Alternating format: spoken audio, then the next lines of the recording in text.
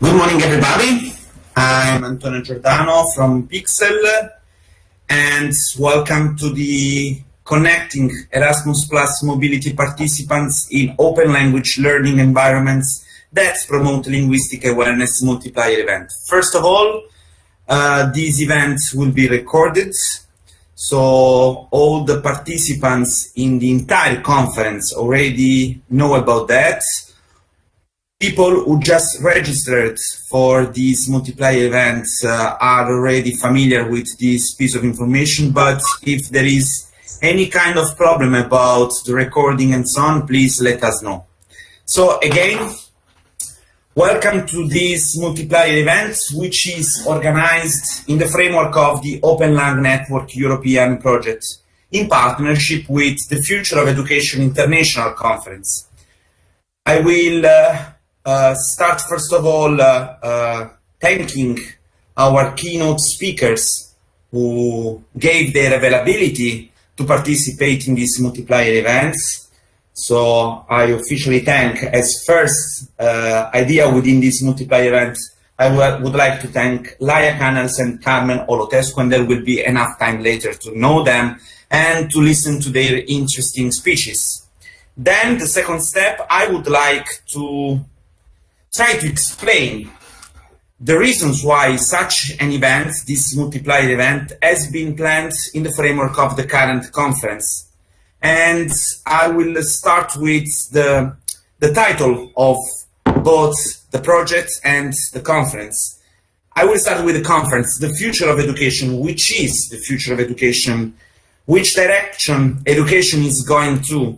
They could sound as silly questions, but it is quite important to understand how education will look like in the next 5, 10, 20 years. And those questions look even less silly if we think about the last 1 year and a half, during which the pandemic forced us to rethink the way we conceive education. We all learned the advantages and the benefits of e-learning. And for the time being, I'm pretty sure that e-learning will cover an increasing role in the upcoming years.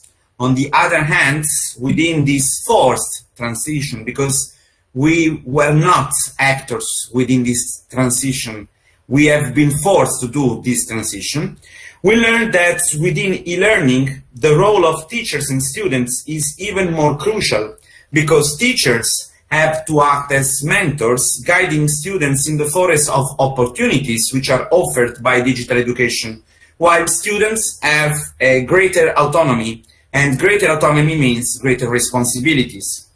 The Future of Education International Conference aims at promoting transnational cooperation and sharing good practice in the field of innovation for education. On the other hand, the OpenLang Network project aims at creating an open, innovative, and here again a key word for this event, so open, innovative, social, interactive, and enjoyable language learning environment. For this reason, and for other reasons which will emerge during the next hours we will spend together, the Future of Education International Conference is the best habitat, is the natural habitat to introduce and present the OpenLang Network project. I will go briefly towards the agenda that we will have today. So we will start with the first keynote speaker, Laia Canals, with the speech Effective Feedback Practices in Online and Hybrid Contexts. Then it will be me again with a brief description of the project, and all the partners involved in the partnership of the project will present themselves and their institution as well. Then we will go through the analysis of some of the intellectual outputs which were produced within this project, and there will be the presentation of the first 3 intellectual outputs. This is what will happen until 11, because the multiplier event has been split into 2 different parts. So in the first part, there will be the keynote speech, a brief description of the project, partner presentation, and the analysis of some of the intellectual outputs that we produced. In the second part, we will start again at 11:30 with the second keynote speech by Professor Carmen Olotescu, and then there will be the analysis and the presentation of the other intellectual outputs that we produced. So we will present ourselves, but before this, I would like to leave the floor to my colleague and friend Maria Perifanu, who will provide us with an overview about the keynote speakers who will participate today. Maria, I can manage the presentation, so I will just leave the floor to you for the speaking part. Thank you very much, Antonio. I would also like to welcome you all in joining our event today. It is wonderful to see here many colleagues and friends to discuss about the work that we are doing for the last, let's say, almost 3 years. So it's an honor for us to have today here two of my very dear friends and colleagues, Laia Canals from the University of Catalonia and Carmen Holotescu also. So it is really wonderful to have you here. I would like first of all to start saying a few things about Laia and then about Carmen. First of all, I would like to hear Laia. Are you here? Can we hear you also? Yes, I'm here. Okay, so nice to hear you after such a long time. Yes. So I guess I need to say that I met Laia many years ago in Barcelona, and we were colleagues for a while at the at the portal of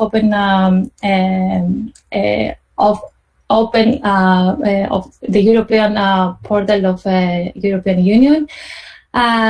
Let me say a few things about her. She is a professor. She has a PhD in linguistics from the Graduate Center of the City University of New York. After she worked as a teacher of Spanish and academic writing at Hunter College, Brooklyn College, and New York University. She was professor in the Department of Language Teaching at the university.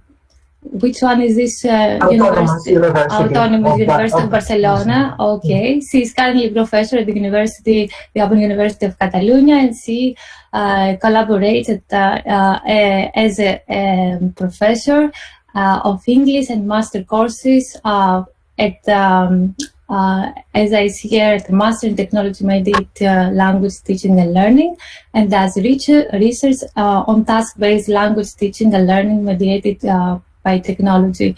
So this is a very interesting master, and I think she has a really wonderful, let's say, CV. So nice to see you again. Nice to see you too, Maria. And let's see also Carmen Holotescu. She is also the Dean of the Ion Slavici University of Timisoara and Director of the Center of Open Education and Blockchain in Romania. Carmen, can you hear us as well? Or no? Okay. So Carmen is a professor and dean at the Faculty of Engineering, a director of the Center of Open Education and Blockchain, and she has a PhD on new technologies and open education. She has participated in many European projects and has a rich experience in designing and implementing learning and collaborative platform based on open pedagogies. She has written over 100 articles and chapters, books related to learning, blended learning, okay, and she's also an online and certified instructor of the University of Maryland University College of USA, facilitating for 12 years and online courses at this university. We will speak with Carmen later after our break. For now, Lai, I don't know if you want also to add something more regarding your background. Well, now I'll start my presentation and I'll say a few more things about me. Okay, yeah. Wonderful. Thank you so much for being here today. Sure. Do I need extra permissions to be able to share my screen? Okay, I think that we can start with your presentation. So I will make you host of the event so that you can upload your presentation, or even better, share your screen.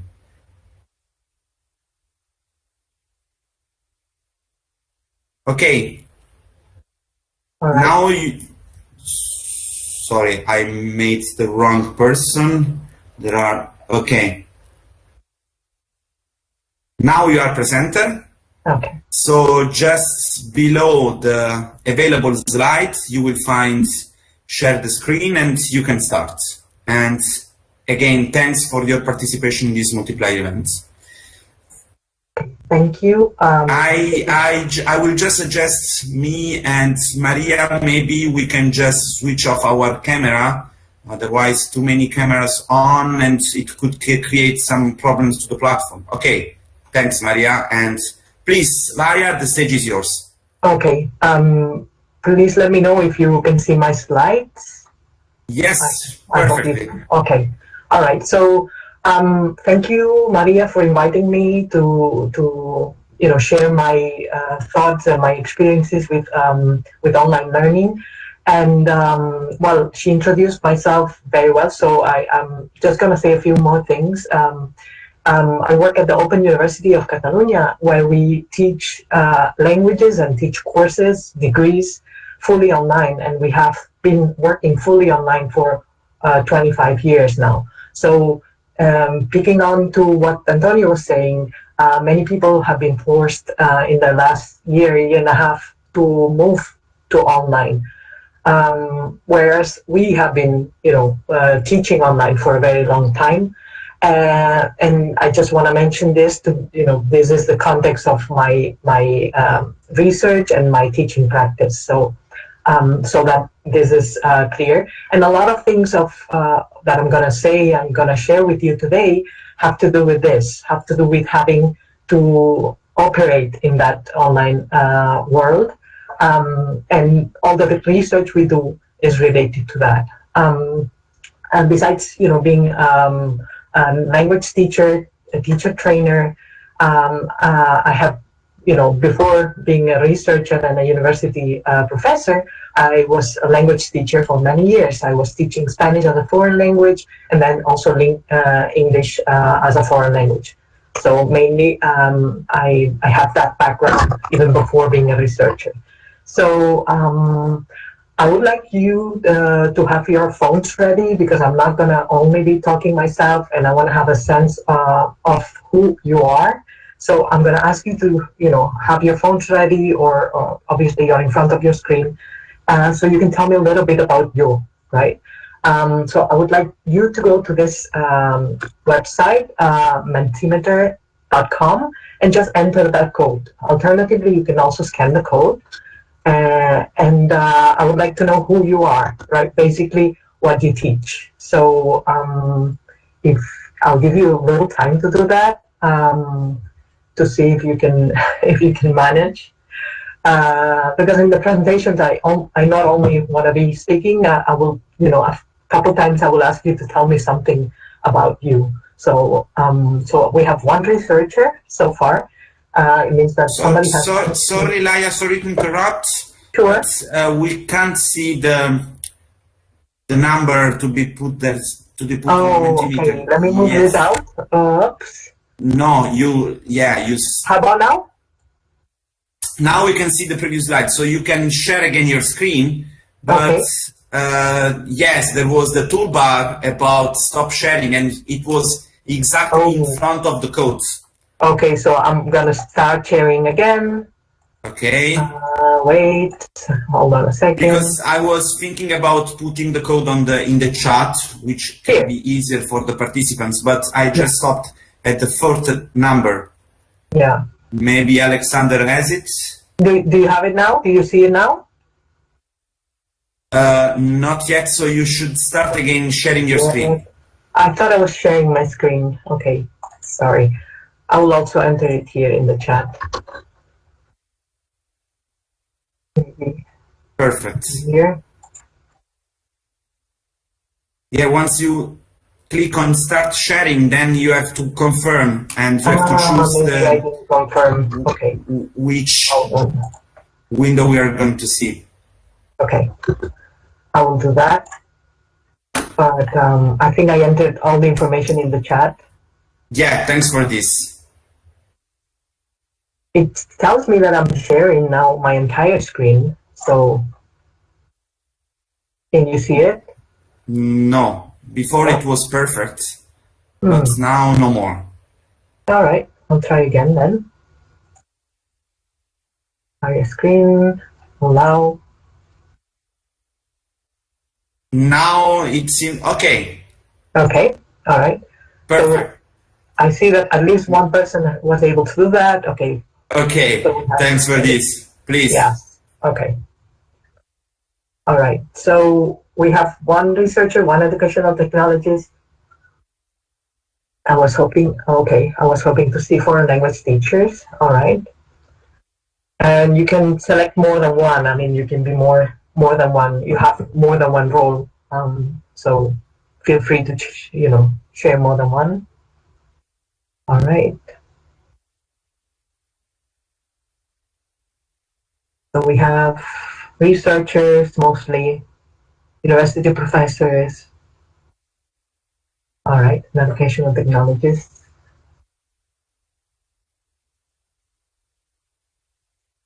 Okay, I think that should be it. Going back to my slides, and I hope you see them still. All right, so I'm going to now tell you a little bit of what I'm going to be talking about today, right? So first, I will tell you a little bit about the context of my work, the context of mainly teaching languages online at the Open University, and some of the issues and problems that we are trying to overcome, and the ways we do that, and the implications this has for our teaching and connect it with our research. I will try to go quick over some of the slides. So mainly, we teach several languages: English, French, German, Chinese, Japanese, Catalan, and Spanish. And we use the Common European Framework as a basis for dividing the levels and to grade our students. We follow a task-based language teaching approach, and we mainly operate within this wide university educational model, which is and has been asynchronous online education for, like I said, for like 25 years. We've been doing that. And that has some implications for our methodology and the way we teach, right?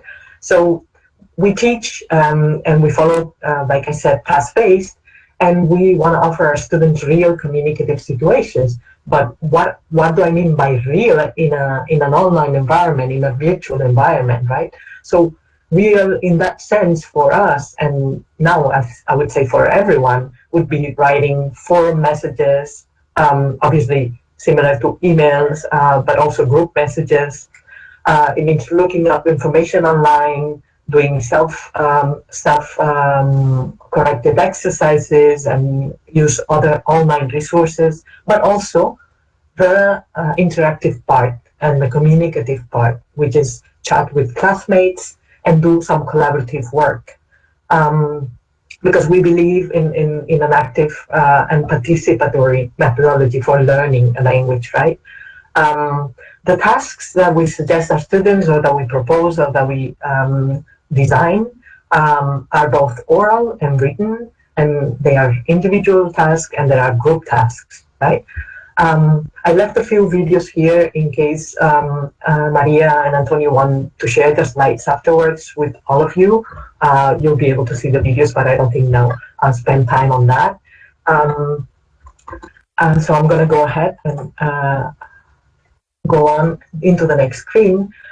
We also have a master's, Maria mentioned, that we started last year, and it's a master's for teachers, language teachers. So this master's specifically provides them with some extra training on how to teach languages with the use of technology, and so that technology is applied to improve language teaching. And we take a critical stance on the use of technology. We don't use technology for the sake of using technology. We use technology for a reason, right?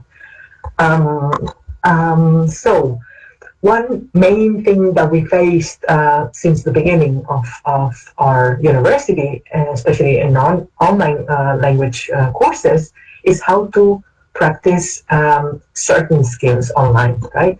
So reading, writing, and even listening have been increasingly easier to practice online. You know, there are self-correcting exercises, there are forum discussions, there are Google documents that we can use to do collaborative writing.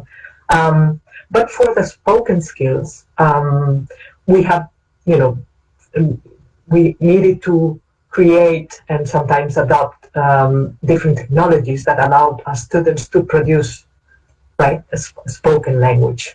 One of them is called Langlog, and it's some sort of a forum discussion, but with video. So students send each other's videos, and that was very useful for us to do this spoken production where students can upload the videos at their own time. But then we were missing one bit, which was the spoken interaction. And so what we've been asking our students to do is mainly to meet online. Remember, this is an asynchronous university, so we don't meet our students online. We don't do lectures, right? So we ask them to meet online and do some sort of spoken interaction based on tasks that we suggest they do, right? So the spoken interaction like that happens on Skype or any other video conferencing is the type of spoken interaction that we managed to do in our type of teaching. So we know that oral interactions in class look like this, right? So you have the teachers just walking around a room full of people practicing with each other, talking to each other, right? Now, I was thinking of applying this oral interaction in class and outside class to not only to my university, but to the world, right? What's happening now in the world? What do we have now available, right? So I was thinking about hybrid contexts, not only my context in my university, but any context that any teacher might have today. Students can go and do this oral interaction through a tablet, through social media, and also obviously, like we mentioned, on Skype, on any other video conferencing system. This is the other way around. Okay, so mainly before we were being able to even use text on our phones. Now we can use audios and even just videos on our phones. So the availability of all these means of especially producing oral interaction have increased a lot. And this is what I want to emphasize, that whatever I'm going to explain to you is what we do at our institution, but I think it can be translated into all these other contexts where you can use the same ideas that we do, applied to your context. So another way that we found of motivating students and providing students opportunities to practice their oral skills and their oral interaction is virtual exchanges or telecollaborative exchanges. And this is what we have been using. For instance, in my classes, is we connect students with students who are learning English elsewhere, or we also do tandem type of collaborative tasks where we have our students who are Spanish speakers practice their English with native English speakers, and the native English speakers practice their Spanish with our students. So we have this tandem collaborative type of exchanges. I won't go over a lot of detail on the types of virtual exchanges and the modalities, but basically there's there's a lot of variety, there's a lot to choose from, and in terms of the types of exchanges, in terms of the participants that you join so that they can speak together online, the skills that you can practice, the tools that you can use, and the type of tasks that you can ask them to carry out, right? So what we've been doing is mostly I've been working with a Canadian institution, and I've taken part in like 3 virtual exchanges now, and this is sort of my experience that since we started a bit late, I won't go into detail about, but mainly the outcome is the same. We have spoken production of students who record themselves speaking online, doing this type of tasks, right? And then they send us their recordings for us to assess, right? So here I'm going to leave you a little bit of the problems that you can run into when you do this type of exchanges, and also a list of publications that I've done based on this experience, where you can see it, you can read it. It's very well explained, but I won't go into detail about this. My interest is in how do we provide feedback to this type of oral interactions, both the classroom type where students meet on Skype and speak to one another, record the conversations and send it to us, or also the conversations of these virtual exchanges where students interact with students in another institution online through online means. So basically, I'm gonna just mention how providing effective feedback in online oral interactions is so challenging. I mean, it's obvious that it's challenging because we cannot be there with our students, right?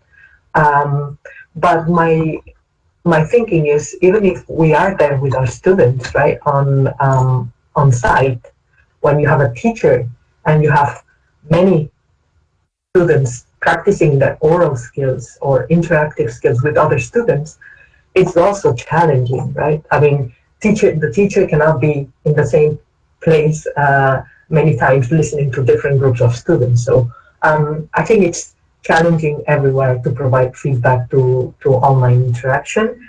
And what I'm going to present to you is ways that we found that we could do that more or less effectively, right? All right, so I'm going to tell you about our experience, but first I'm going to ask you if you have experience teaching online.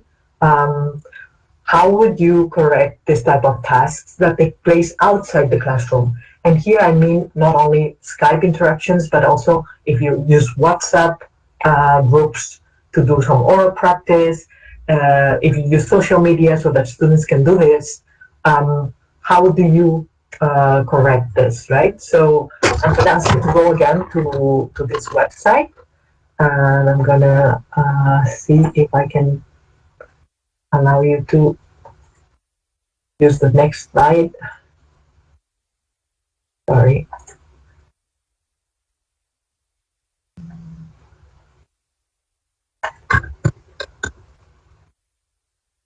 Okay, let's see. I think I went away from what I wanted.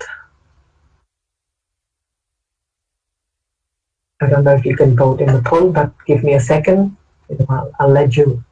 I'll give you time. Because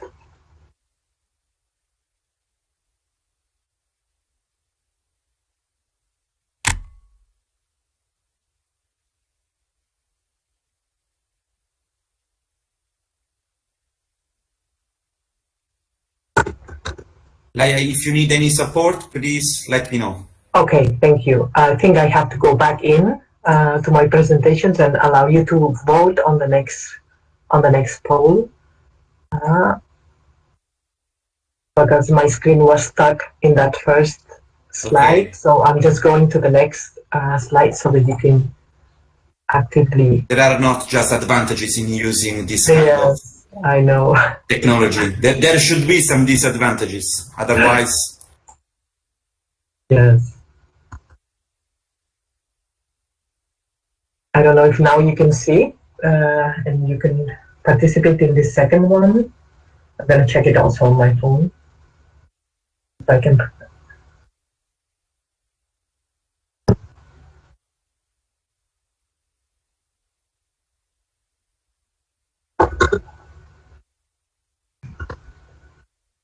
Okay, so it seems I'm not being able to manage this. So basically, I wanted to ask you how you would basically correct this type of practices, right? So if you feel like, and since we cannot use this conference pool system, if you want to write it on the chat, feel free. If not, I'm going to go ahead and continue my presentation and tell you about the ways we do it, and maybe we can discuss briefly afterwards the ways you've been doing, or if you want to share your experiences, okay? So I'm going to continue my presentation. I hope you can see my screen. Antonio, tell me if you cannot. Yes, sure. Okay. All right, so I'm going ahead with the presentation, and I'm going to tell you a little bit about what research tells us about feedback and about research on second language acquisition. What does this research tell us? It's mainly that feedback has a positive effect, right? So it has an effect on the acquisition, on second language acquisition. And before, like, the studies were focused mainly on finding whether there was an effect of the feedback. And once there has been a consensus that it does have a precipitated role. Lara, sorry again, but maybe you should share again your screen, because for the time being we can see the previous. Not yet. Okay. Every time you you close it, you have to start sharing again. Yeah. Yes. Yeah. Okay. Now it is okay. Now better. Yes? Sorry. Okay. Thank you for letting me know. Sometimes I have to interrupt. Yeah, no problem at all. I think that makes it lighter, because this now comes a bit of theory. So, so what I was trying to say is that it has been established that corrective feedback has a facilitated role in second language acquisition, and now the focus of research has been trying to define where exactly this facilitated role comes from, right? So is it the type of feedback that we provide? Is it the target form we are trying to learn? So some forms in the language are easier than others to acquire. Are there cognitive reasons, more affective reasons?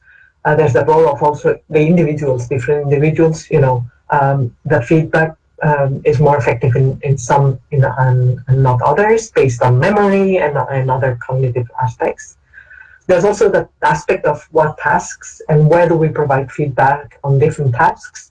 And also there's the timing. And for us, the timing of the feedback is very important, because we operate like I said, in an asynchronous online teaching mode. So if you cannot meet your students at the time of the interaction, how can you provide feedback that has a good timing? And by good timing, I'm going to explain what I mean.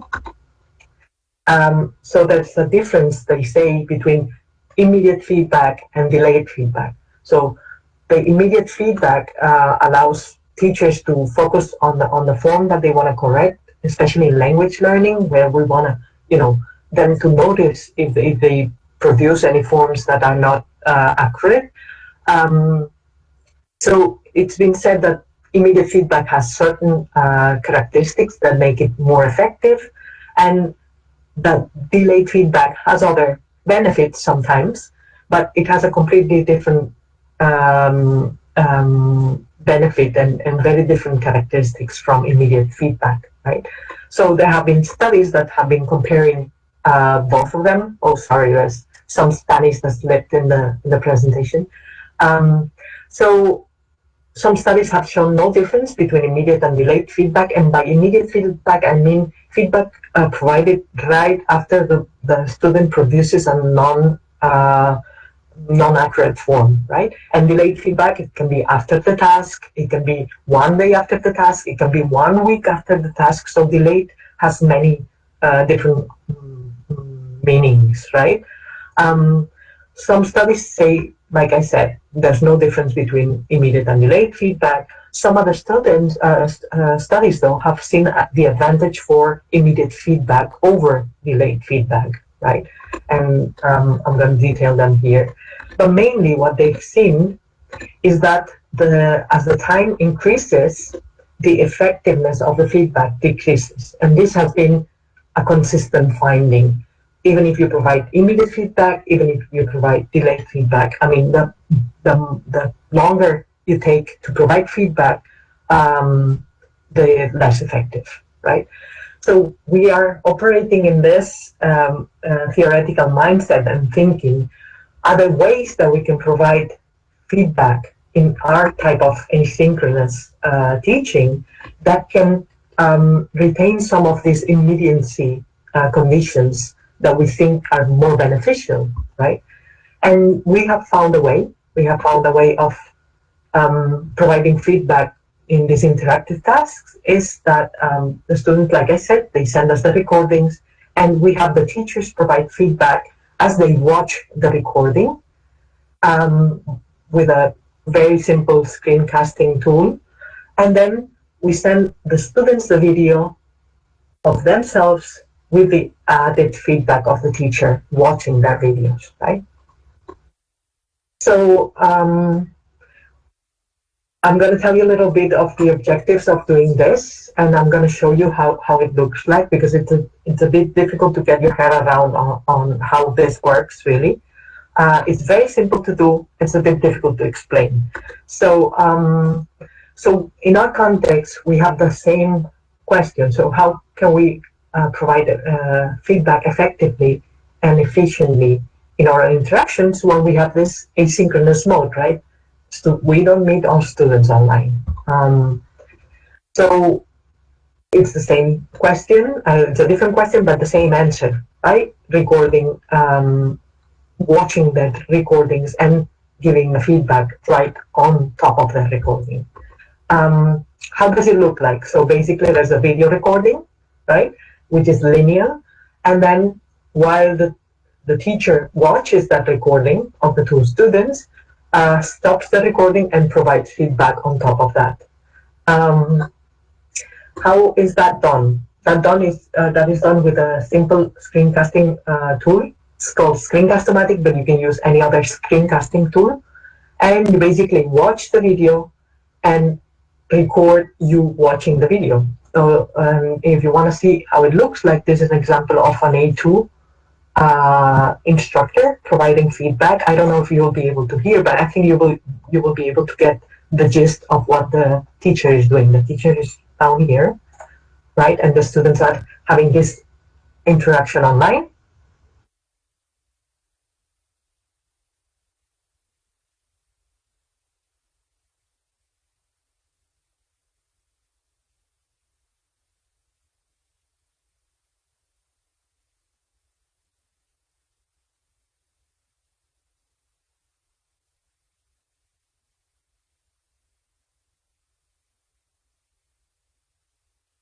Okay, I don't know if you could hear everything. So basically the teacher down here is watching the interaction and recording herself watching the interaction.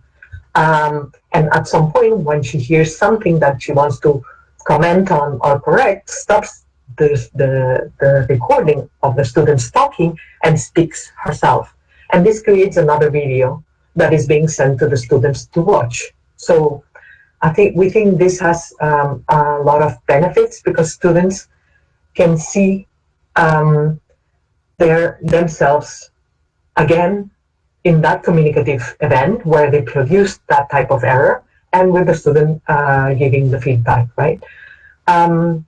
We think this is also beneficial for our teachers who have a lot of students and a lot of tasks to grade, but we wanted to make sure, and we wanted to ask them, doing a small pilot, what they thought of this way of correcting oral interactions, right? We thought that for stitches it would be fewer steps to correct, and it will give them a chance to explain the feedback better, so that you know that we think this is more effective. Is the way they were doing it before is they had to watch the entire thing, take notes, and then send the students either a small audio recording with feedback, or even worse, typing in a report and sending it to the student. So we also think, like, if you do an oral task, getting a written correction is a bit awkward, and it might not have enough. It might not take advantage of the fact that it's an oral task, and you can correct so many more things by doing an audio recording of your corrections, because you can mimic pronunciation or do many other things. So this is the way they were doing it before, and now this is what they're doing. So I remind you, watching it, taking notes, and then giving the feedback. Whereas here, they watch it, and at the same time, they provide the feedback. So there's fewer steps, right? And for learners, we thought this would be, they would be getting more personalized feedback, and they would have a chance of rewatching the interaction. So re-experience that communicative intent they had when they were speaking with their classmates, right? So they would have their conversation and the feedback right there. I have to say that students always ask us, we do, end of term surveys, and they always ask us that they want to see their teachers more. It's an asynchronous mode, so we cannot interact with our students because students have different timetables. They sign up for our courses because they cannot be at one time at one place. So they always ask, I want to see more of my teacher. I want to get a bit more personalized feedback. And this is the way we devised, right? So we piloted it, and we checked whether asking teachers and asking students, right, with surveys, we asked to the teacher if it was more efficient in terms of time and ease, and if it was effective to both teachers and students, whether they thought it had an impact on the learning, on the motivation, on this perception about having individual feedback from your teachers, and whether the tool was easy to use, and whether it had opportunities. And the results, I'm going to go over this really quick, but you can go back to the slides whenever you want. We asked if it was quicker and easier, this way of providing feedback compared with before, and overwhelmingly they said yes, it was quicker. And yes, it was easier. I have to say we surveyed 10 teachers for this and about 200 students. So teachers said yes, it was easier or about the same, so it was not worse. And just I think one teacher said it was more complicated. So 9 out of 10 is pretty good. What else did they say? We asked them whether they would want to continue using this way of giving feedback, or they would rather go back to the old way. And overwhelmingly, again, except one, they said they would like to continue using it, right? Here are some of the comments from our teachers. So they said that it was easier and more practical, that it was more interactive and personal, right? And it felt like speaking directly to the students, which is something very important for us because we can never speak to our students directly. Also, the benefit of stopping every time a student said something that they wanted to correct. Another teacher said it's similar to face-to-face teaching. So I can give immediate feedback just when they make the mistake, and I can provide corrections without interrupting the students' flow or conversation, right?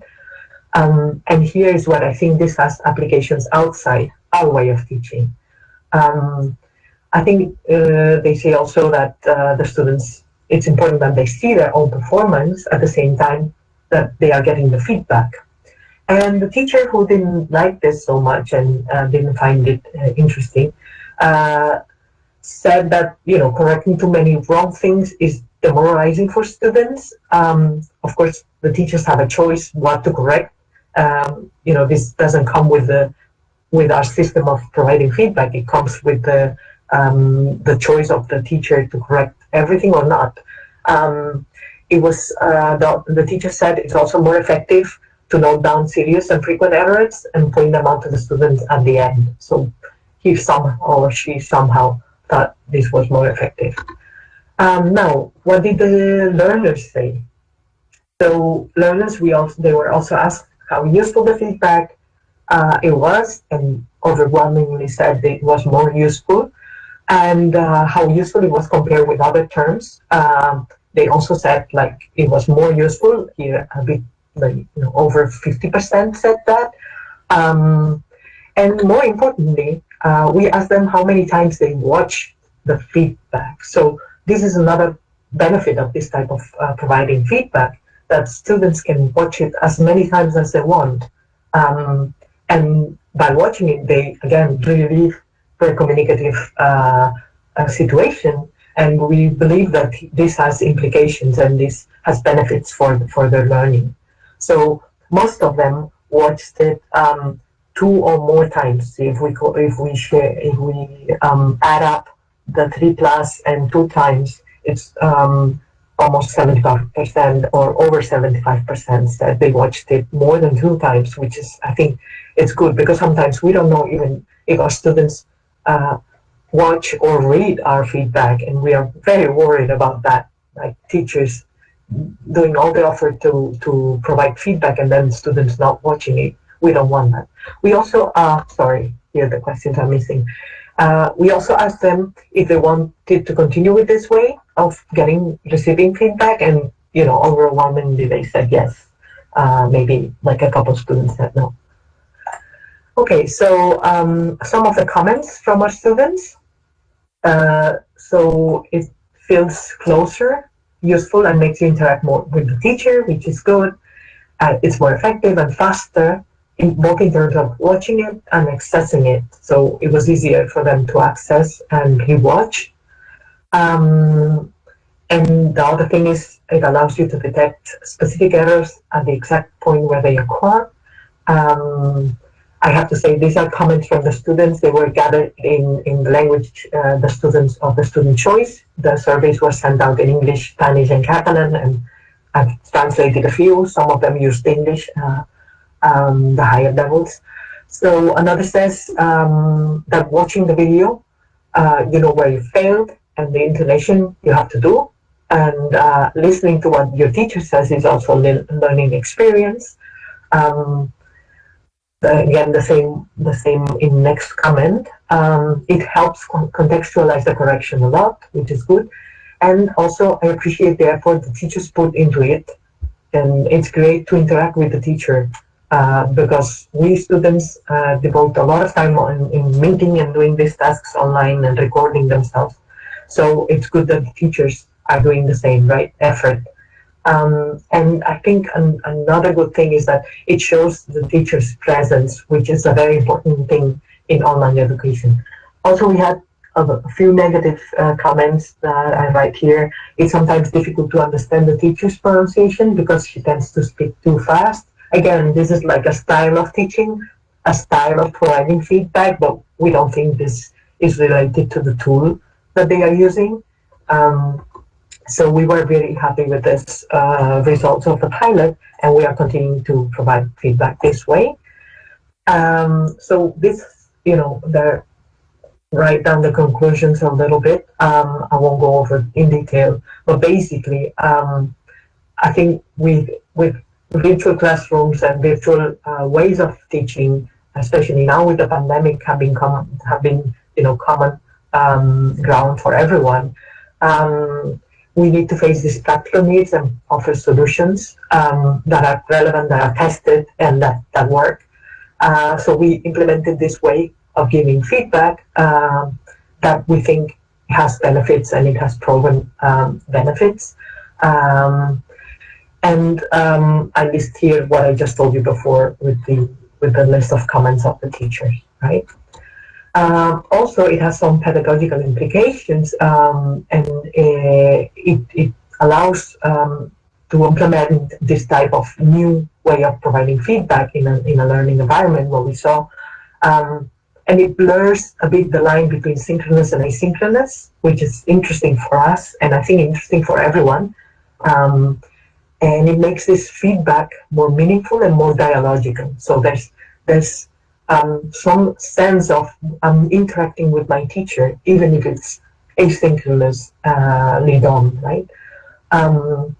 We believe all other settings, other online settings that are not mainly language could benefit from this type of feedback, and also face-to-face settings that do other types of tasks that involve outside the classroom, teacher using devices, recording themselves, etc. And another important implication pedagogically is not to have to interrupt the students when they speak, when they do a spoken task in the classroom or outside.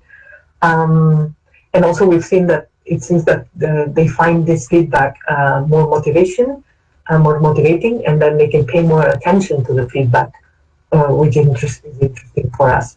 The motivation, it's interesting to avoid dropouts, which in distance education is a big issue, and the attention to the error is beneficial for language development and language acquisition. And I want to end with this picture of an agora in Aphrodisias in Turkey, and this is the agora, right? It's where the citizens' life took place in ancient Greece, right? And mainly what they were doing there is they were interacting and they were talking to one another, right? It was one of the most important places where the life was taking place and the political discussions were taking place. So it was like the most important place was the agora. And I think the most important place for us as language teacher is, to be able to provide these interactive spaces for the students to interact, but also for the teacher-student interaction. And I'm leaving a list of references here, and I want to thank you for your attention, and I will take any questions if you have them. And also, if you have questions for me, but you're not able to ask them now, you have here my contact information and my Twitter handle. And I think that's it from my part. So,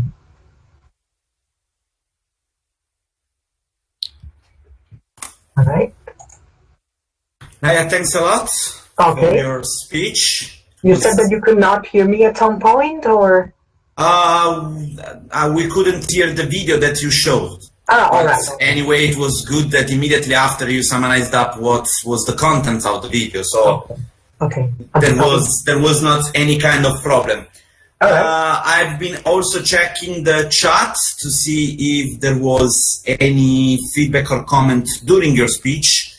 And I would say that people have been just listening to you, but if there is any question that is the time, please, you can write in the chat, you can open up your microphone, you can take the advantage of having Laia here for any kind of question, doubts about this interesting speech. Otherwise, then you will be obliged to listen to me. So maybe it's better to make a question to Laia. I have a question to Laia. Laia, thank you so much. It was really inspiring, your speech. I would like to ask you something about a problem that we have. It's about the time that we spend in providing, feedback to our students. So I was wondering, this is really wonderful to be able to, to watch our students, for example, speaking and providing instant, let's say, feedback. But how much time does this process take? Because if we have, 5 students, it is okay. But if we have 30 or even more, we have big groups of students. We have classes up to 40 students, and they do this in groups of 2 or 3 or 4. And what we do is we ask them to select the 5 minutes of that conversation that they want the teachers to watch. So the teacher has 5 minutes of conversation that the students themselves chose. So that the time, this conversation can last 20 minutes. Sometimes they extend to half an hour. And, this way we have a way of not cutting the students, right? They can have as long as the conversation as they need, but then we ask them to choose a sample of that conversation for the teachers to grade. Okay, that is nice. And what about the feedback?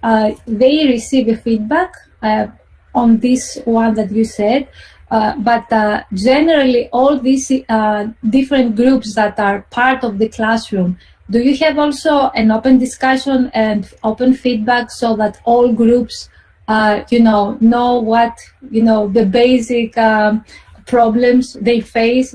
Because many times when we correct a group, one group, also the other group can get this feedback, and it is very useful as well. Yes, that's a very good question. We do have something that we call a whole group feedback. So we do whole group feedback at the end of each task. It's like a wrap-up message, and we send it out to the forum, or we send a recording, and we give this common issues, common mistakes, or common good points also, right? So we have this whole class wrap-up messages that the students get with that type of feedback that pertains to all of them.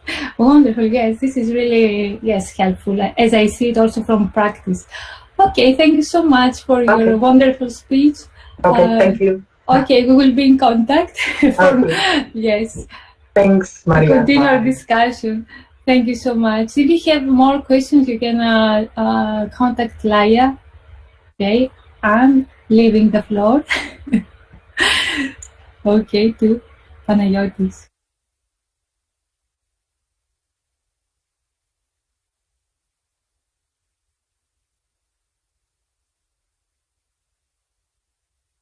Okay, so I would like to thank Laia again. We have been breathing some fresh air with her presentation, but now we have to focus on the reason why we are here.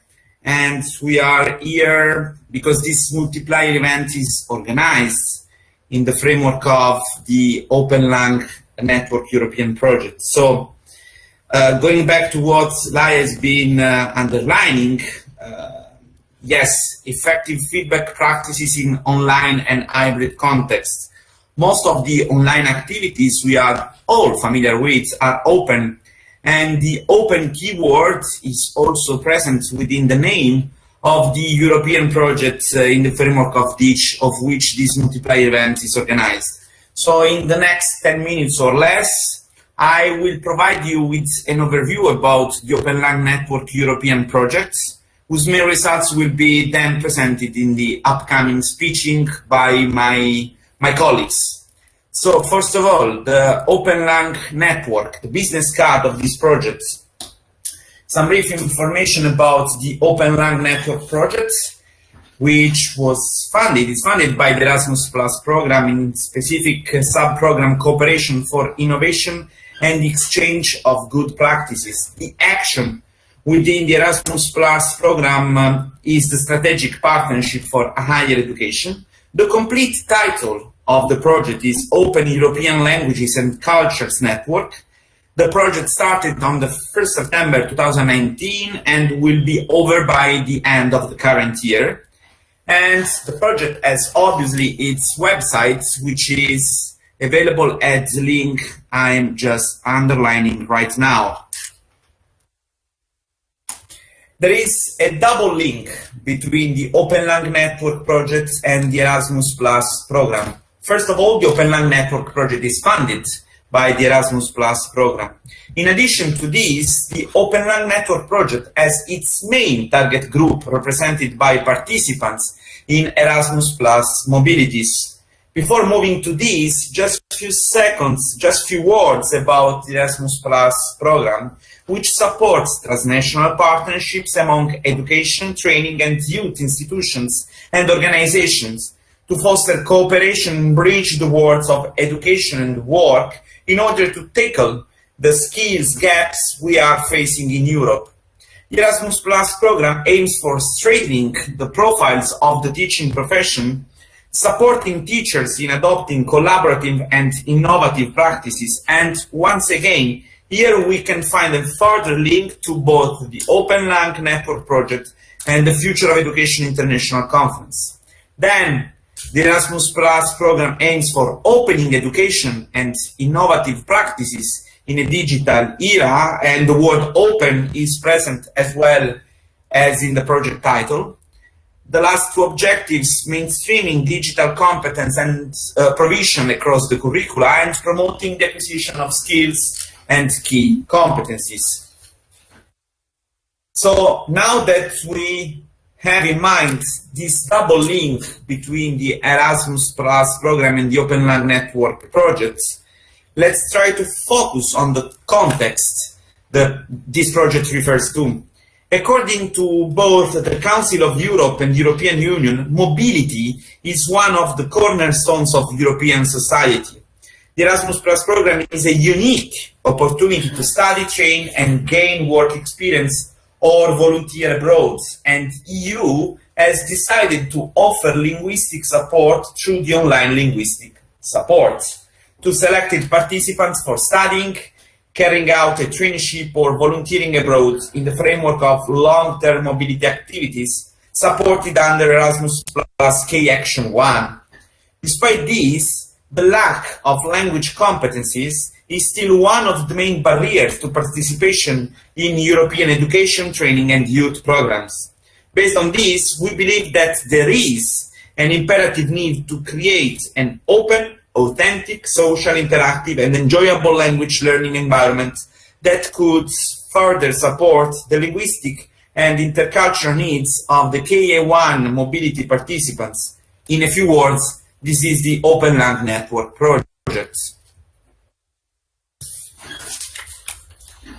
The OpenLang Network project addresses the needs for linguistic skills and cultural awareness of Erasmus Plus KA1 mobility participants and the training needs for OER's open educational resources by language teachers. Therefore, the target groups of the OpenLang Network project are Erasmus Plus KA1 mobility participants, higher education students and staff, vocational education and training, adult and school education staff, youth learners, youth workers, youth entrepreneurs that need to boost their language skills and cultural awareness, including those who will not enroll in the online linguistic support courses.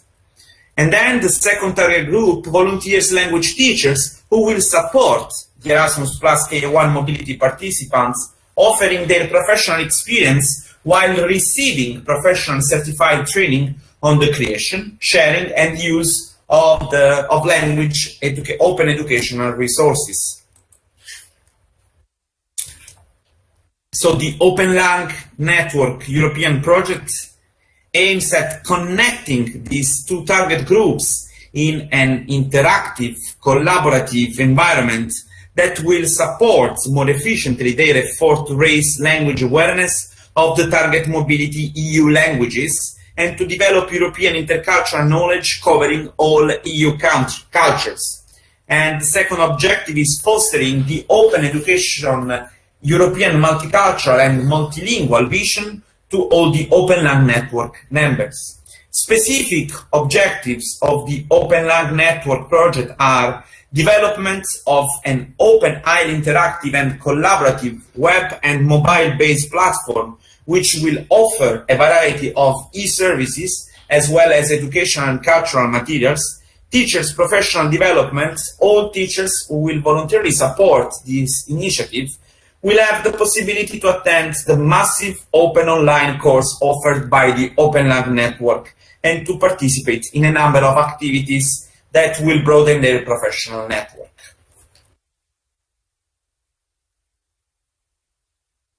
The objectives I described have been and will be reached through the production of the following intellectual outputs. So, intellectual output 1, mapping the language learning profile of the Erasmus Plus K1 mobility participants, most of them because they are there are several intellectual outputs. Most of them will be in detail described and presented in the upcoming speeches. The second intellectual output is OpenLang Network Pedagogical and Design Framework. The third one, Online 24 EU Language Placement Test. Then Quality Framework for Language OERs, e-toolkit for open language resources and practices, development of the OpenLang Network e-platform, development of the OpenLang MOOC, learning analytics report and sustainability plan. So again, all of them will be further described, and to reach those objectives and those intellectual outputs, it was necessary to work in team. So again, we will describe later, but before doing that, I would focus on the main actors involved in producing such intellectual outputs. So I would like to focus on the partnership of the OpenLang Network project. So I will have to just change my presentation.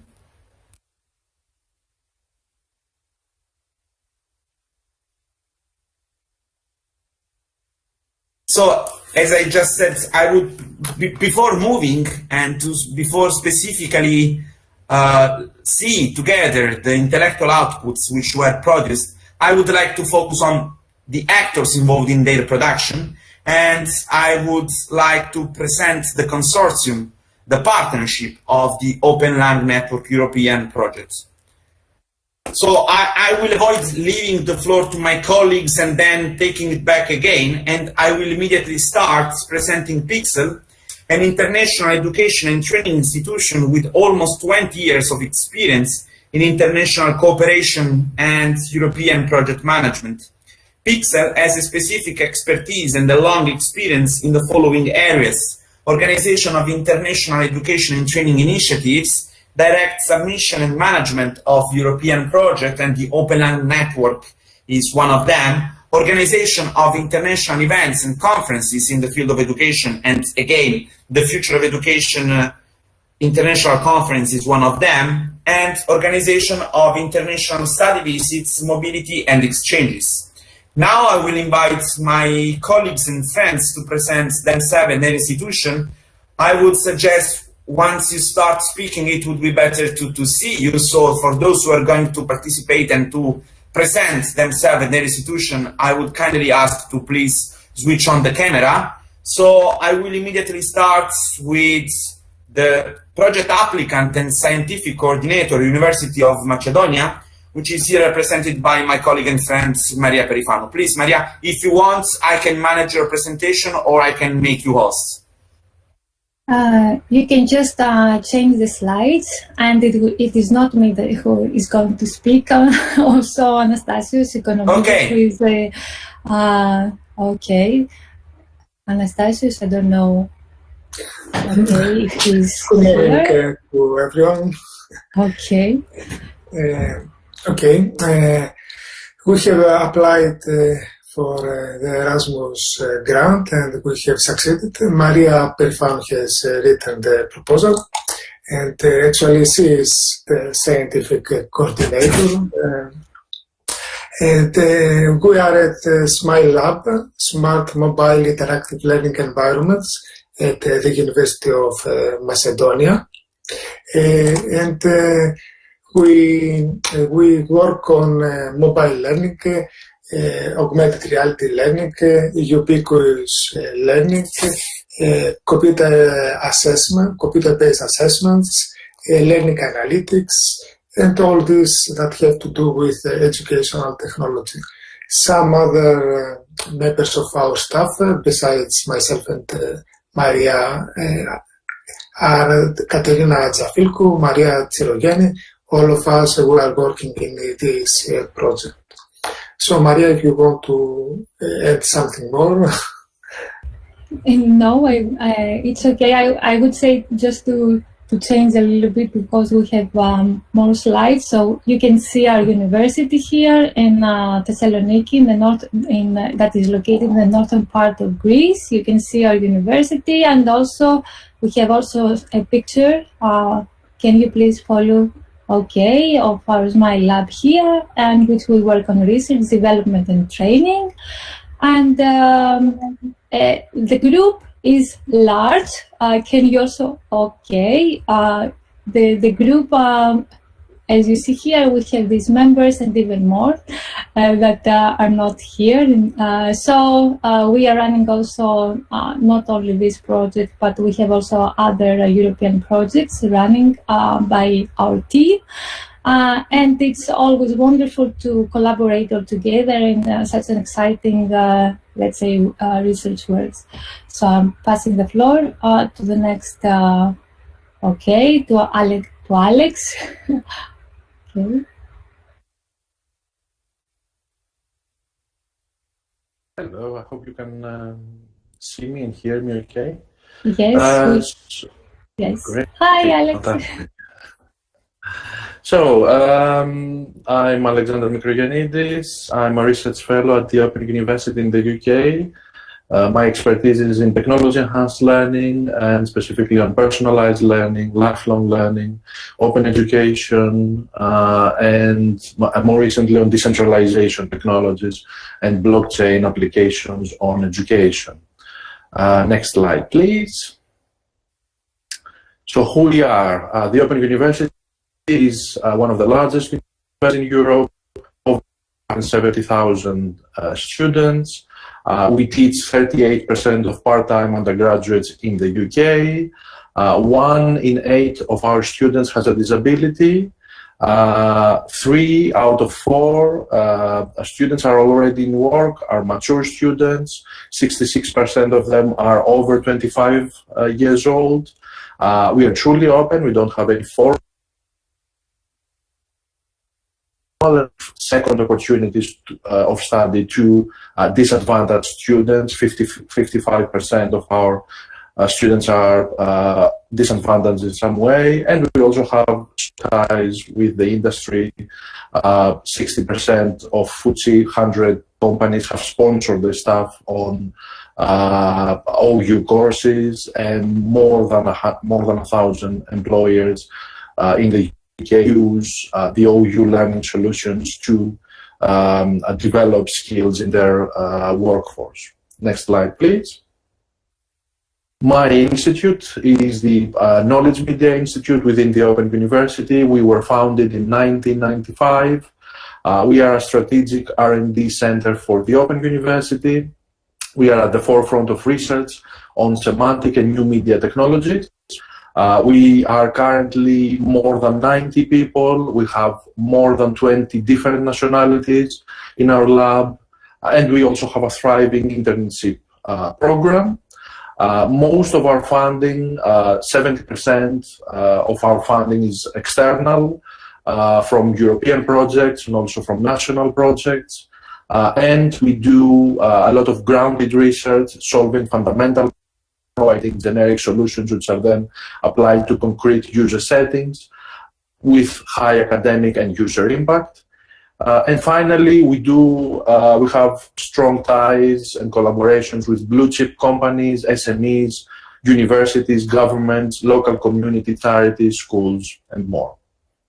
That's all from me.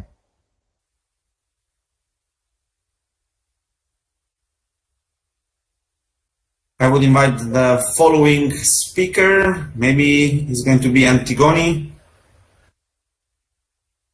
or Panagiotis. Hi, Antonio. Can you see and hear us? For his, okay, yes, I can. Oh, good to see you again. Please. Hi, everyone. Hello. My name is Panagiotis Kosmas. I am a postdoctoral researcher at Cyprus University of Technology at Cyprus Interaction Lab. I'm the responsible manager for this project. I'm working together with Antigoni, which is a communication manager and risk manager for this project. I'll give the floor to my colleague Antigoni to give you further details about the organization. Thank you, Panayoti. So the Cyprus University of Technology is participating in this project through its Social Computing Research Center and the Cyprus Interaction Lab. And a little bit about the two entities, the Social Computing Research Center and the Cyprus Interaction Lab. Next slide, please. So the Social Computing Research Center is a newly established multidisciplinary social computing research center at the Cyprus University of Technology, and is committed at social computing research in a broad sense, creating a hub for high-impact multidisciplinary research in this area, addressing key societal challenges. Next slide, please. The Cyprus Interaction Lab is the only research lab in Cyprus that focuses in two main research domains, educational technology and human-computer interaction and inclusive design. Next slide, please. So the research at Cyprus Interaction Lab aims at understanding the significant and supportive and mediating role of technology in promoting learning, communication, collaboration, and social change in varied real-world contexts and settings, and produce and disseminate educational technology and HCI research with real-world impact. So the facilities include UX and accessibility equipment and interaction design and learning design equipment, which includes eye tracking glasses, and humanoid robots, lip motion controllers, multi-touch tables, Oculus Rift, interactive floors, and 3D printers. Next slide, please. So a little bit of the team. It involves academics, postdoctoral researchers, PhD students, staff, and collaborating researchers and visiting scholars. Through the years, the lab has expanded with collaborations with different labs and the research centers across the world.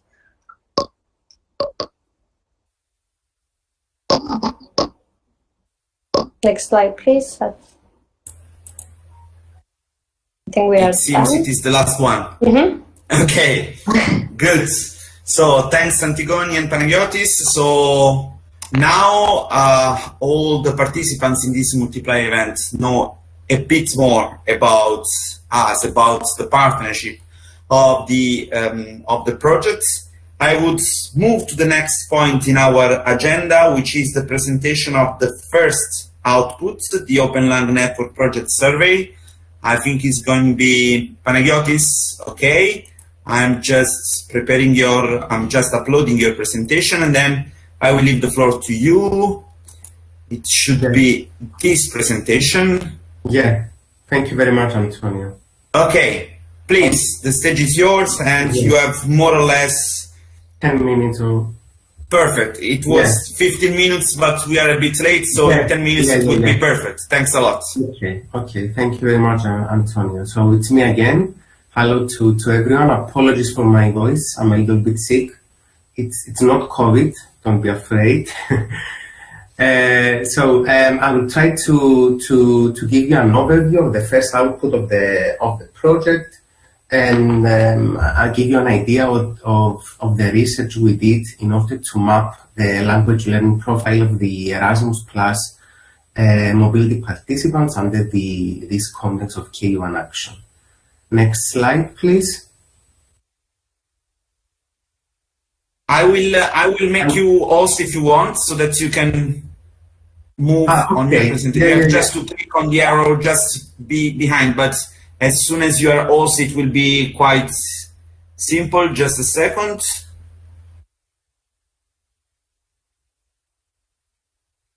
Now you are host, and immediately below the presentation we'll find the arrows to move. Perfect. Okay, great.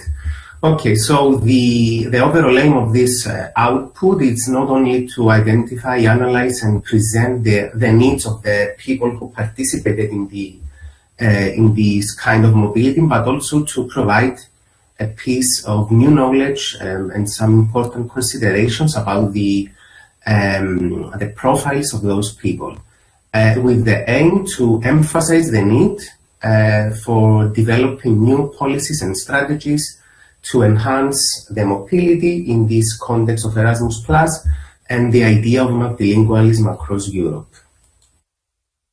Our results and our conclusions from this research, we believe that will impact the participants in this kind of mobility by informing them about some possible language and cultural requirements before the mobility.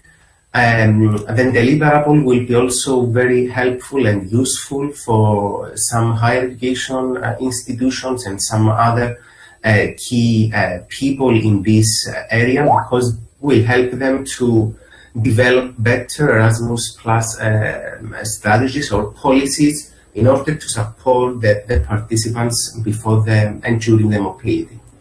The methodology we used, it was a mixed research method. We have collected data from an online questionnaire and by a series of semi-structured interviews with some key people in this area of Erasmus+.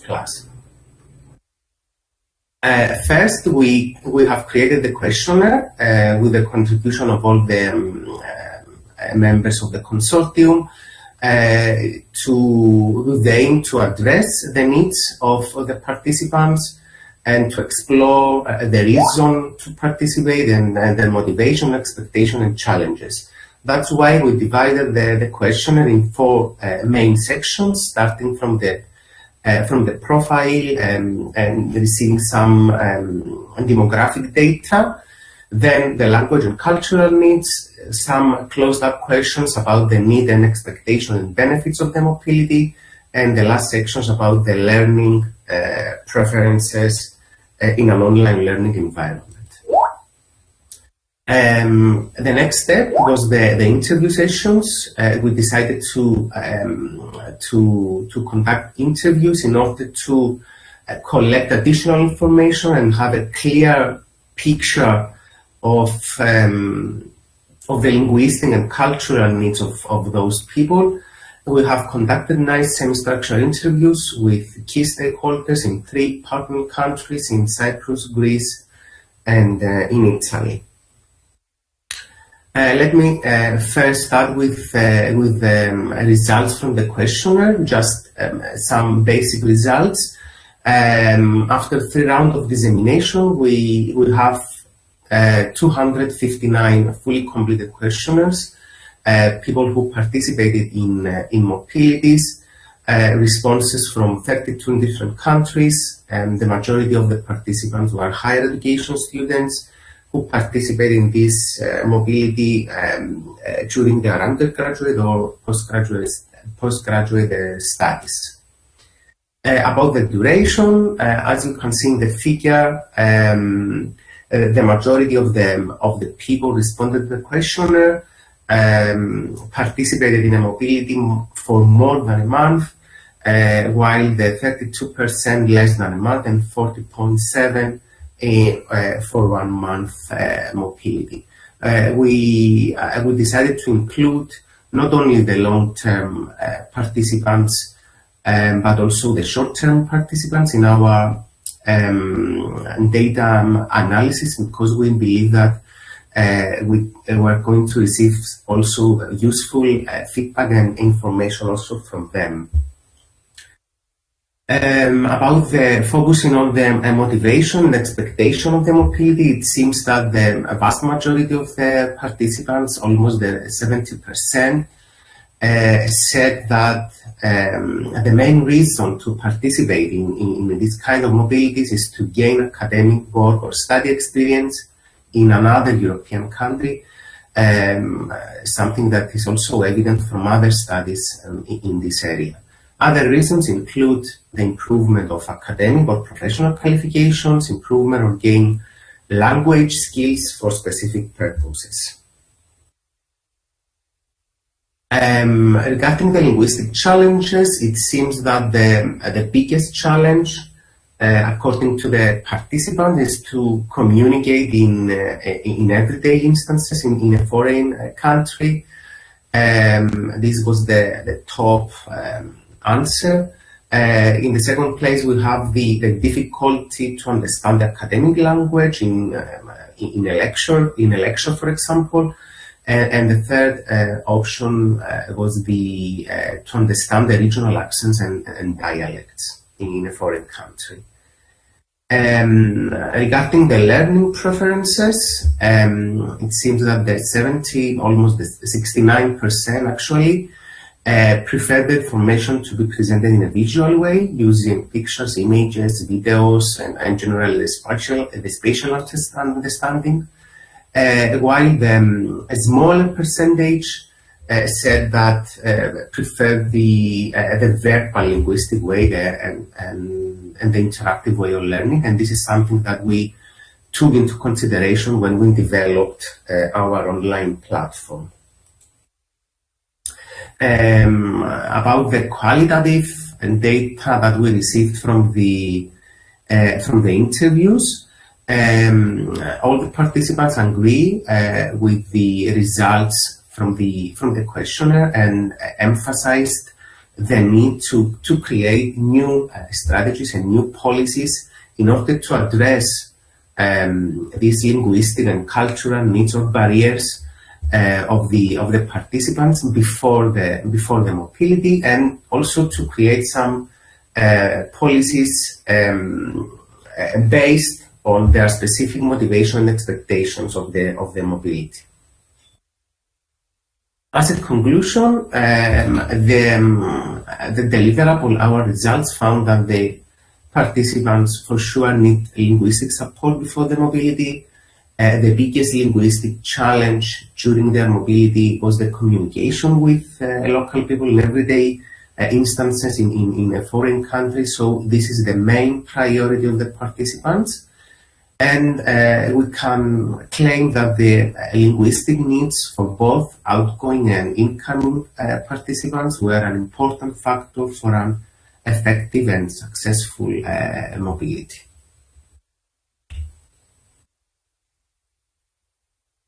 Okay, that's all from my side. Thank you for listening. 10 minutes, okay?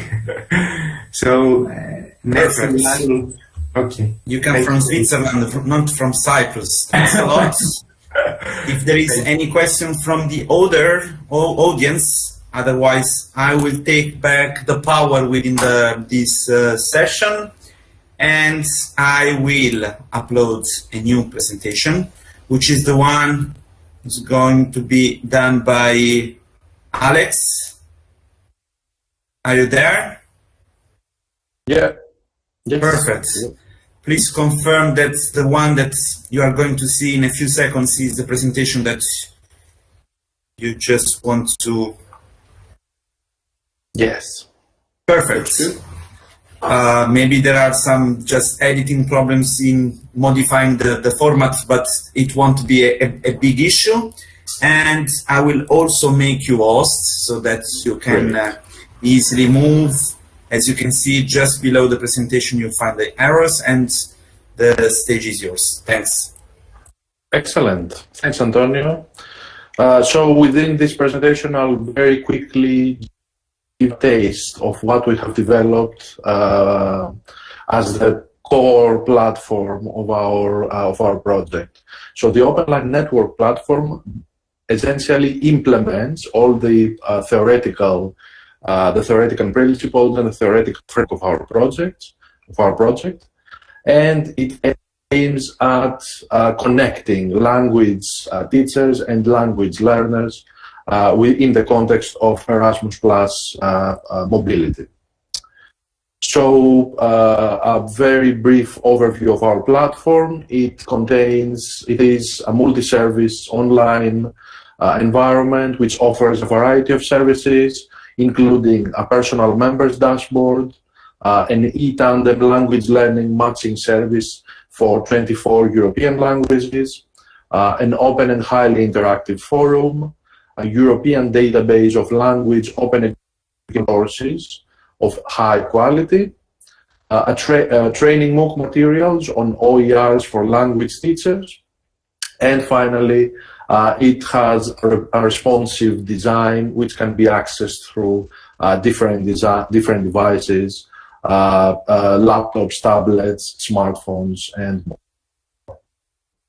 So you can see in this slide some of the design principles that have driven the implementation of the OpenLang network platform. First of all, openness. The platform promotes an open approach for language learning, teaching, and community support. Secondly, customization. The platform is dynamic and flexible and offers different ways for customization of both its front end and also its back end. Third, interoperability. This is achieved by supporting standard specifications for importing and exporting educational data.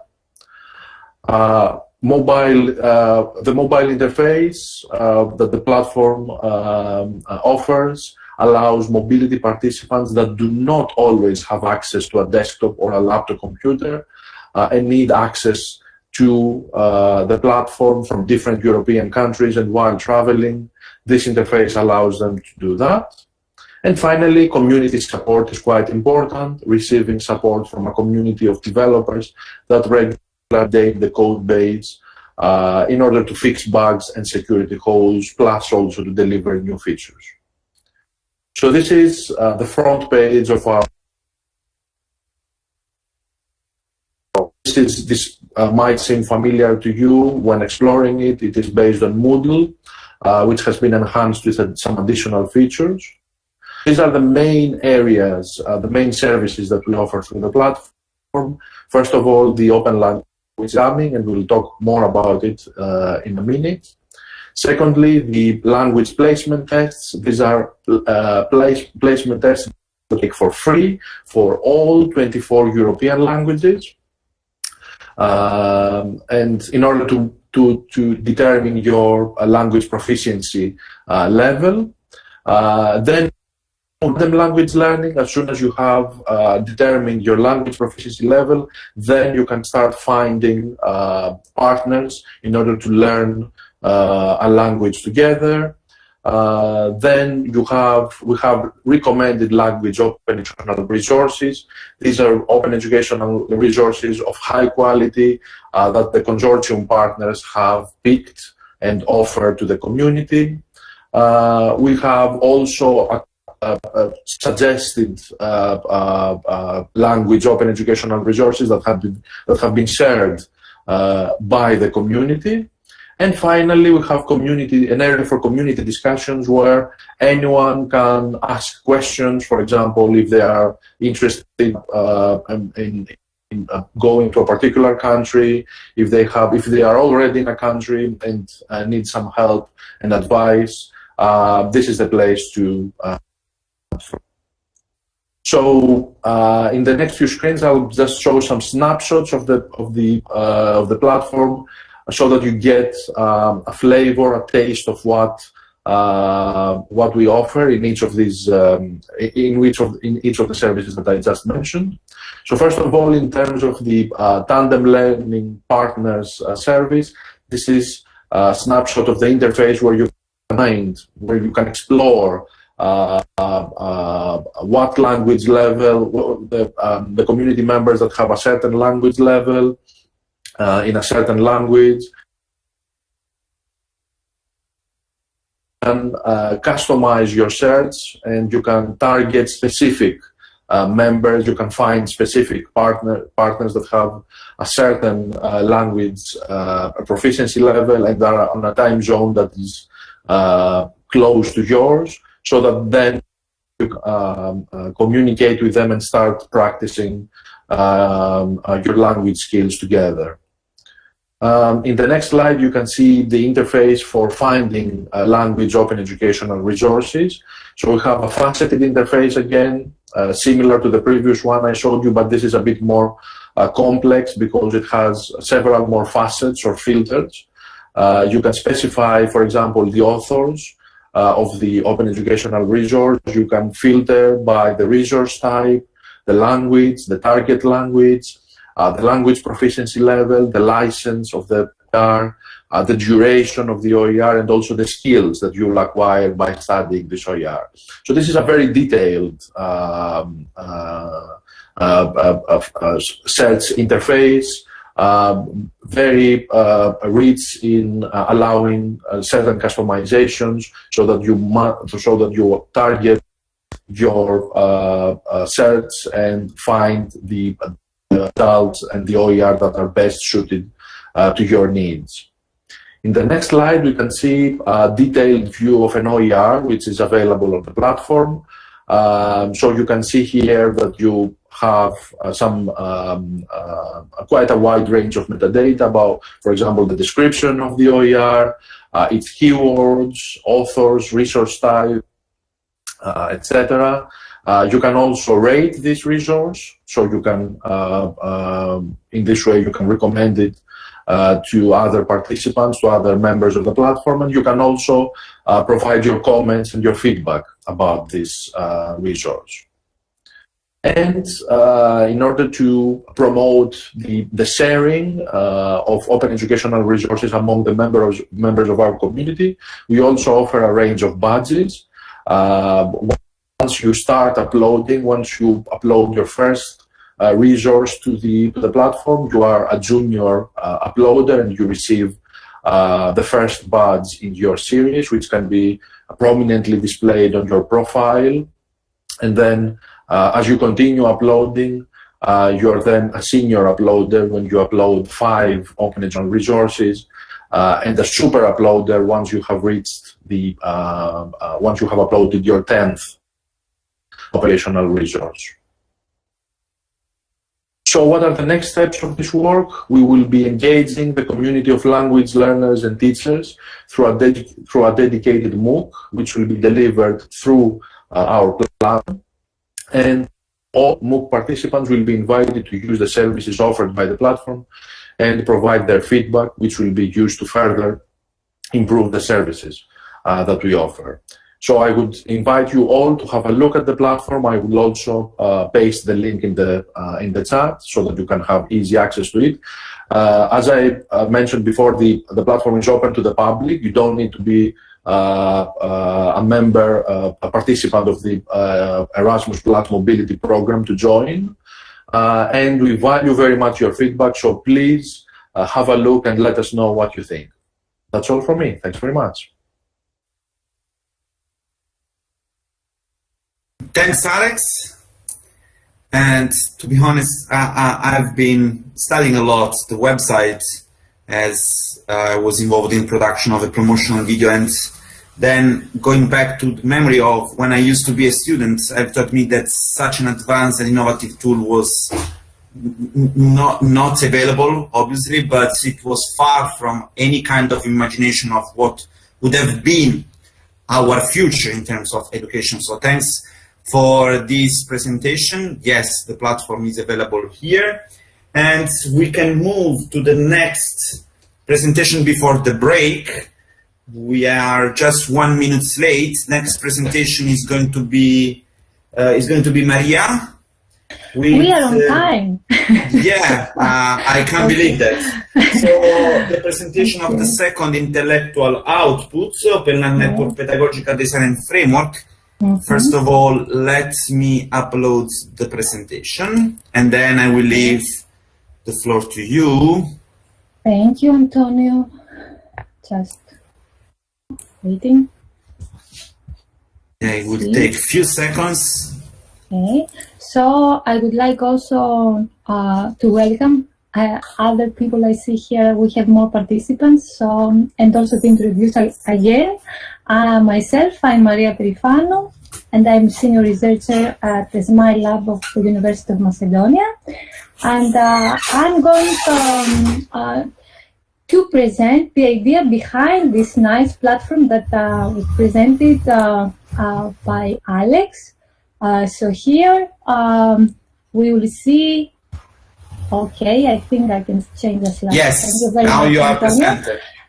Okay, so I will briefly describe to you how I designed with my colleagues the OpenLang Networks Pedagogical and Design Framework. Okay, I will pass this in order not to spend time. Okay, so an introduction. One thing that it is really important to know. It is that teaching languages online requires skills that are different from those used to teach languages in face-to-face classroom, and it is also different from teaching other subjects online.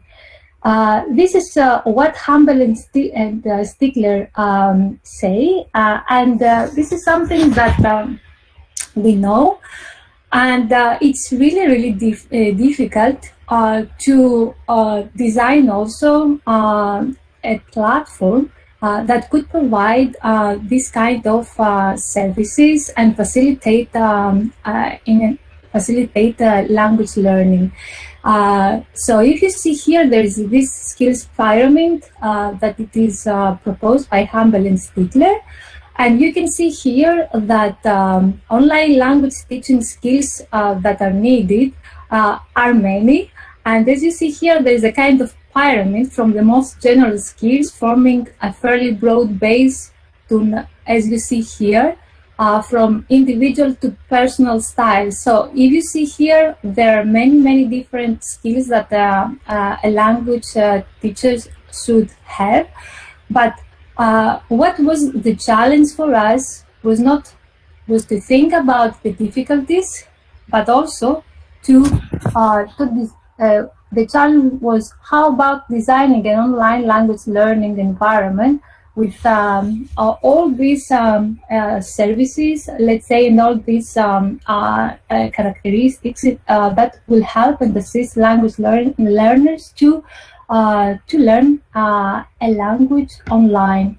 So our research aim, the main challenge as you see here, was to design the Open Networks Pedagogical and Design Framework first, and then to design this open language learning environment which could provide multiple types of interaction for learners. So one of the main challenges of the design of this framework was to provide the opportunity to each learner for social interaction, language learning, input and output, authenticity, exposure, feedback, and learning autonomy, which are key factors for a successful language learning. So let's see a little bit our methodology. So what we did first of all was a literature review on the theoretical background on the online language education. That was the first step. Also, what we did was what Panayotis presented before. We got the results of the OpenLang Network Needs Analysis Survey, and we analyzed the needs of all these mobility language learners.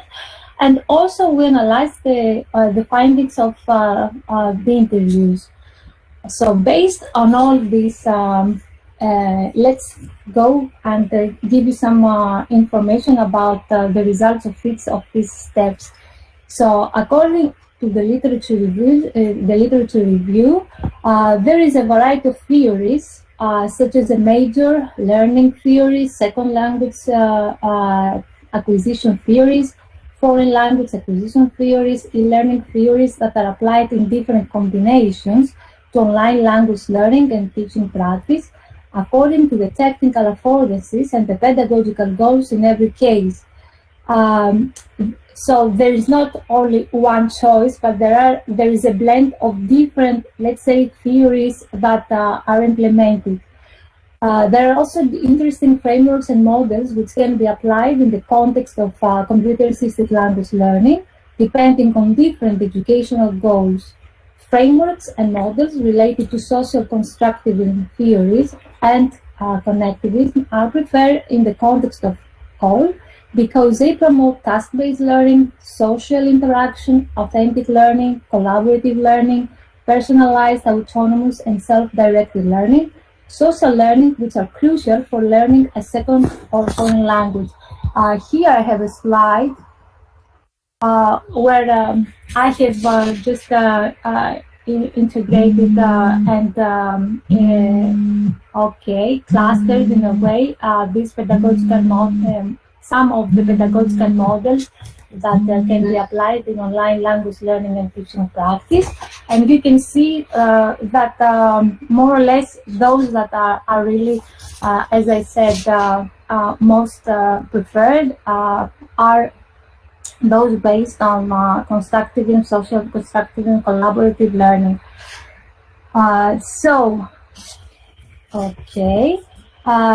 As far as the survey and the interviews are concerned, we see, as Panagiotis said, we did a survey and interviews in 3 different countries, Greece, Cyprus, and Italy.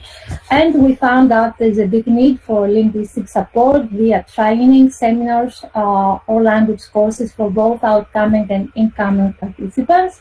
In fact, these findings on the OpenLang network survey can confirm previous research findings that have shown that the development of language proficiency and exploring a different culture are the main reasons to participate in an Erasmus mobility. So one of the things that we found was that, and also other research findings showed that they were also really it's really important for the design, and it's also very important for the design of the OpenLang network pedagogical framework.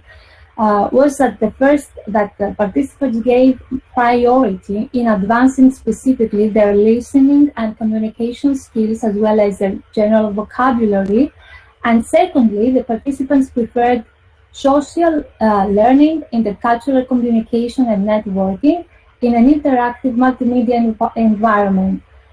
In fact, all participants expressed the need for networking and collaboration between participants in the Erasmus K1 mobility in order to achieve cultural understanding and intercultural communication, as well as to build friendships or even professional opportunities for the future.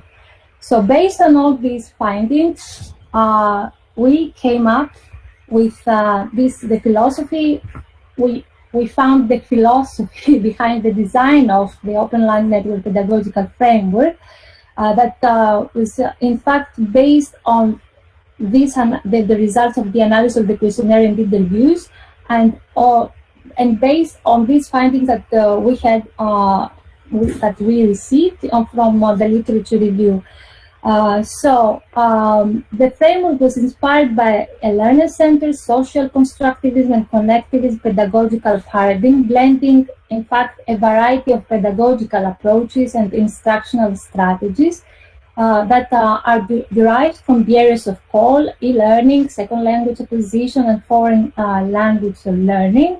As you see here, there are different, as you see that we have different theories like community learning theory, collaborative learning, active theory. So we, in a way, blended and different theories. So here you can see the OpenLang network pedagogical framework, and in this one, as you see, in this environment that we designed, we try to provide multiple types of interaction to learners who belong in a community of language practice.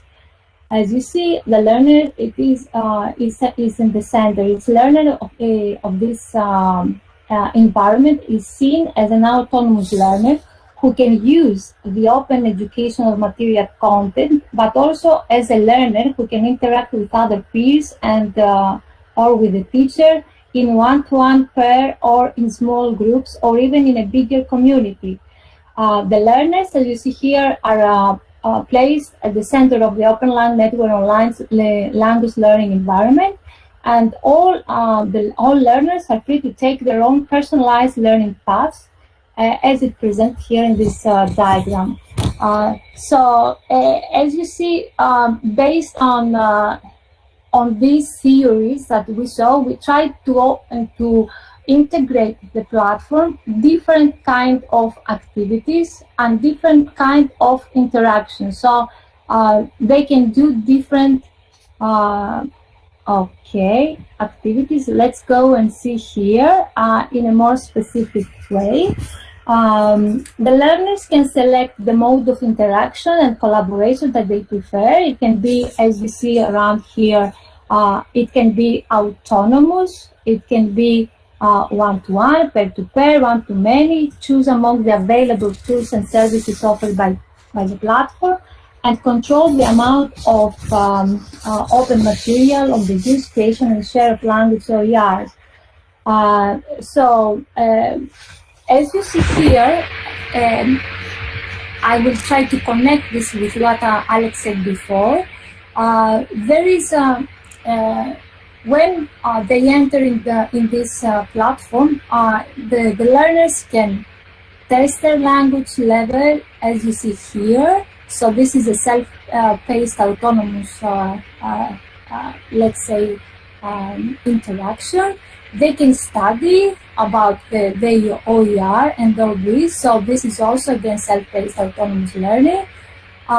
They also can create and share their own open educational resources, but they have also the opportunity to do peer-to-peer learning, choosing finding a language teacher as a partner, or finding another language student to learn in tandem.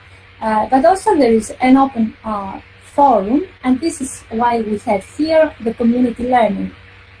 One idea that we have is that this could be the first phase, to see how this can work. And the second phase is just to, not to have only one-to-one, as we saw before, the tandem language learning, but also we have added also learning in small groups, find your language teachers or peers. So how about working together in groups? So that was the idea behind our platform, the design of the pedagogy. In fact, this is what we see here. And here we can see the OpenLang network design framework, where you can see the flow. We have, as you saw, we started with exploration of the pedagogical approaches and models. Then we explored and decided about the instructional strategies and methods. So what kind of strategies will be we can implement. And then in the end, we explored and tried to find what kind of technologies could support this learning experience. So concluding, this is my last slide. The conclusions are basically from all the research that we did, is that there is not a single core theory for online language learning and teaching, but there are a variety of theories, and there's a blend of theories that we can apply in order to design such an environment. More or less, the framework and the pedagogical models that are applied are mostly adapted from the field of e-learning, inspired by a blend of theories, but we haven't found something that it is totally based on language learning. And then what is important is that the design of a highly interactive online language learning environment entails a consideration of a number of factors, as you see. The needs, you need to consider the needs of the target groups, the pedagogical implications, and the technical affordances in the online environment. So all of them are really important when we plan to design such an environment. And it's also really interesting, and I have written this again, about the reasons that mobility students want to take this Erasmus mobility is, first of all, as you see here, the development of language proficiency and learning a exploring, in fact, a different culture. And also, what it is also important is that, and we have seen that, is that they need to have access to this language, let's say, environment and training before, during, and after the mobility. So it is good for us because we offer a service that is open to everyone, as Alex said before. And we hope that we will support Erasmus mobility students and